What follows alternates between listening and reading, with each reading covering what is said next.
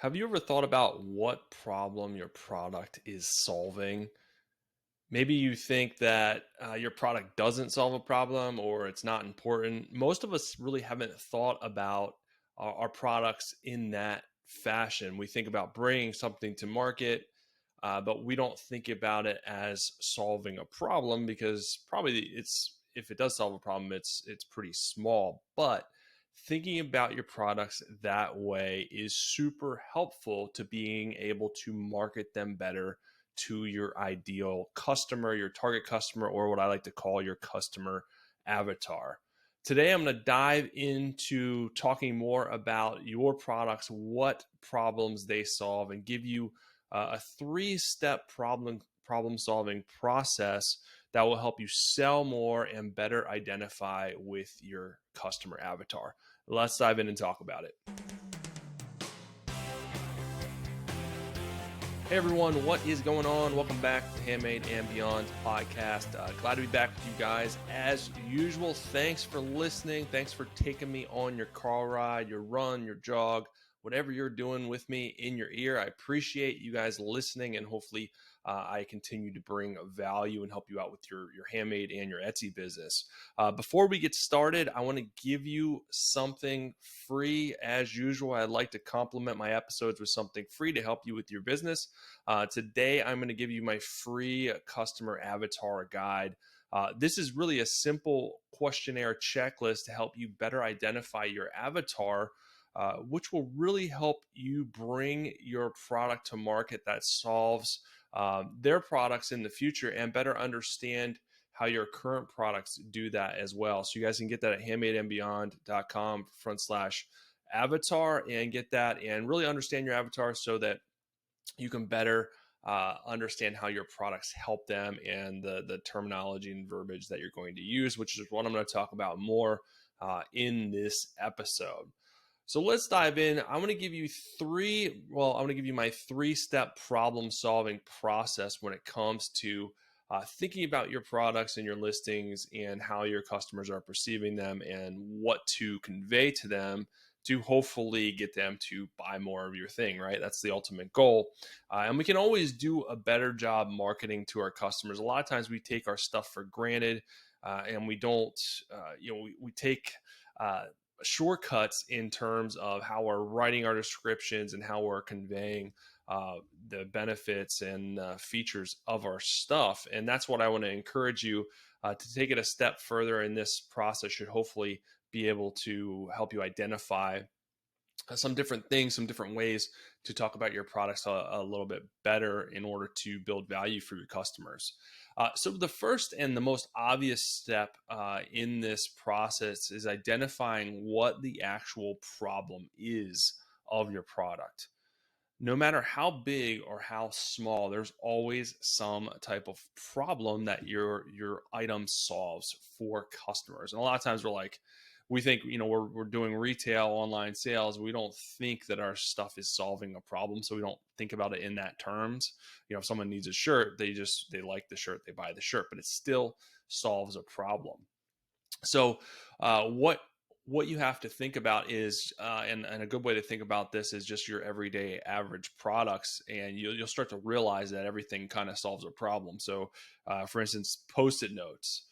They're kind of a funny thing that a lot of people use, and you're like, oh, what problem does that solve? Well, it actually solves a lot of problems. They stick to they allow you to put notes on boards, tables, computers. Served as reminders or prompts to help workers be more efficient. I use Post-it notes all the time. It looks like a hurricane of Post-it notes on my desk. If you could see my desk, I have them all over the place. I probably use it too many. I have a problem. I should probably talk to somebody about it. But I love Post-it notes because it allows me to get my thoughts out quick, and it serves as quick reminders. Coffee, which I also love, helps you wake up and not be groggy, whether it's the morning or the middle of the day, so you don't fall asleep at your desk. Pants, of course, help you stay warm and help you dress nice, and of course, help you not get arrested if you go out in public. So that is the main goal is think about what you're actually selling and what problems it solves, no matter how big or how small, which chances are it's probably going to be a little bit smaller and not that serious, but it's still filling a void. It's still filling a need or a want of your customer. So go through your product and identify 2 to 3 problems that your product solves and write those down. Now, keep in mind, these can be broad or they can be specific.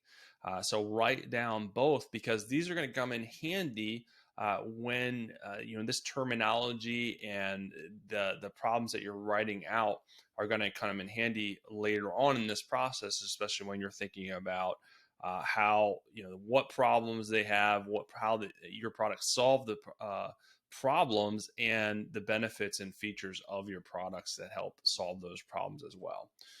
The next step is, once you guys have these problems and the solutions really to the problems laid out, the next step is looking at how you're conveying the A, problems, and B, the solutions to those problems to your customers. And one of the ways that you're going to convey that is through your pictures, and if you do have a video for your listing as well, that can help you convey what problems and what solutions you have to help your customers out. For instance, if you sell bookshelves, are you displaying them with books on them, nicely stacked where it looks good, it's visually appealing, but it also shows customers that solving the problem of having a place to put their books, but also making them visually appealing, especially if they're displayed outside, in the living room or outside of an office, or even in an office. You want your office to look nice and not cluttered. If you sell a knitted scarf, for example, are you showing someone wearing that scarf that looks warm in cold weather? It's you're solving the problem of having a warm scarf that's not thin, that's not cheaply made, that keeps someone warm in the wintertime.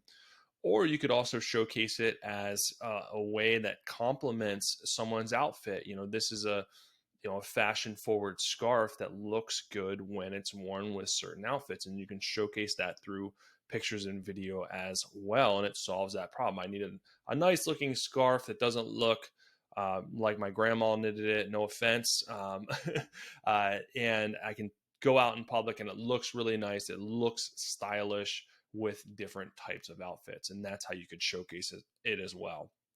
So think of it in those terms, and it'll make your pictures more visually appealing and enticing to customers.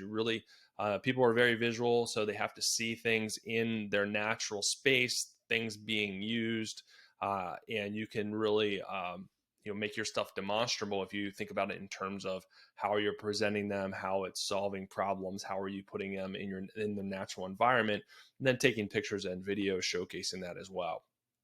The next step, once you have your pictures done, and that's going to be an ongoing evolution. Your pictures there's going to be many iterations of your pictures. It's not a perfect science. It's not going to be perfect. You're going to continue to get new ideas and then redo them over time, as you should. But it's something that is ever evolving.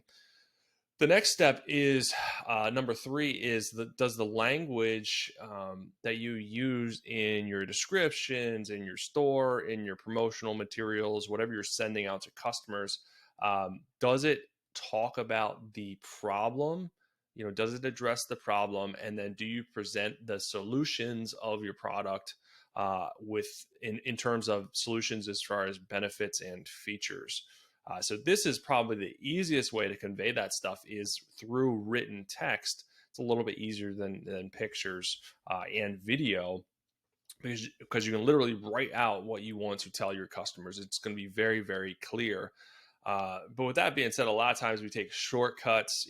I've fell into this trap as well. I've gotten lazy when it comes to writing out your descriptions and talking about your products in this manner to help entice customers to buy.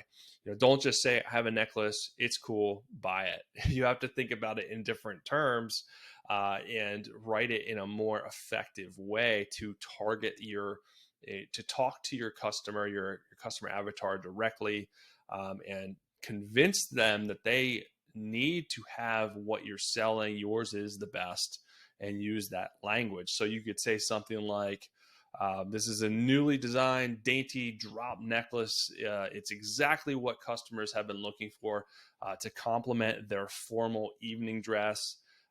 It's subtle, but also very eye-catching from the right angle. It's sure to wow your friends and your significant other. And it's sleekly. I don't know. You know what I'm trying to say. Sleekly designed with durable clasps and anti-tangle technology.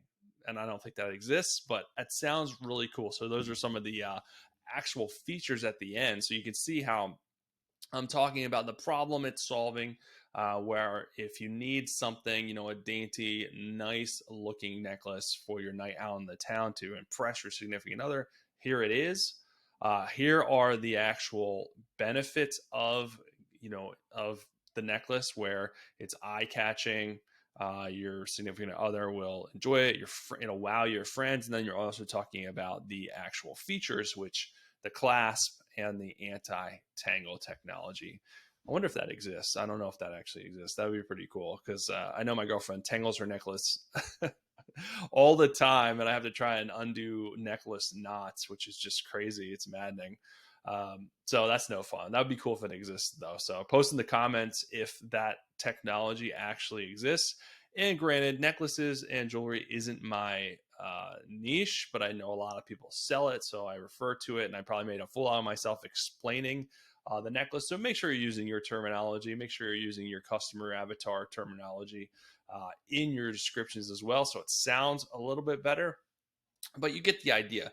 So once you identify the problems and how you're solving those problems, you're going to convey that as best you can in your pictures and in the written words that you're using throughout your website, throughout your listing descriptions, in promotional and social media, email marketing, all that good stuff. And you'll get better at it over time. It's not a perfect science, but as you get to learn your customers better, you can use that information to your advantage, and not only to better market your current products, but to bring products to market that really fulfill the needs of your customers. And you'll start to learn that through their interactions with you, their questions that you're getting.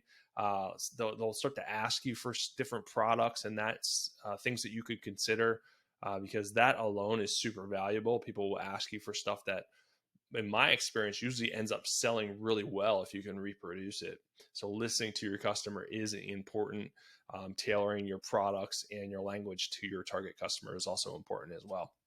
That's it, guys.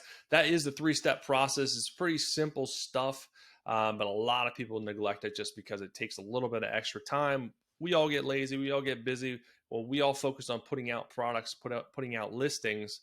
But when it comes down to the nitty gritty of the listing, the little value bombs, the little things that make a big difference when a customer is diving into your listing and comparing it with 3 other listings, those little things really go a long way. So we have to take a little bit of extra time when we're doing it to hopefully convince them to pull the trigger on our listing versus someone else's listing, because the competition is real.